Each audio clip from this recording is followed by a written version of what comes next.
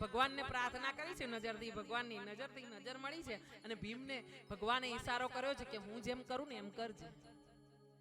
ભગવાન એક ખૂણામાં ઊભા છે, ઘાસનું એક તણખલું લીધું છે, દર્ભનું તણખલું લઈને એમણે ધીરે ધીરે આમ બે ચીરા કર્યા છે.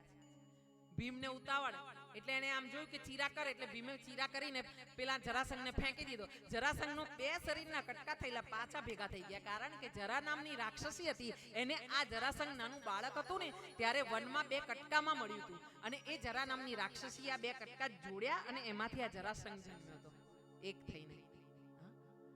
એટલે ભીમ બે ત્રણ વાર આવી રીતે કરી ચૂક્યો ચીરા પાડીને. ભીમ ઉતાવળમાં કે પતે તો હારું, હવે હું થાક્યો છું અને તો હું મરી જઈશ આ જરાસંઘથી આજે તો. એટલે આમ બે કટકા ફેંકે ને ત્યાં જરાસંઘ પાછો ભેગો થઈ જાય, પાછો ઊભો થઈ જાય, પાછો એવો જ 10,000 હાથીના બળવાળો એની સામે લડે અને ભીમને મારે.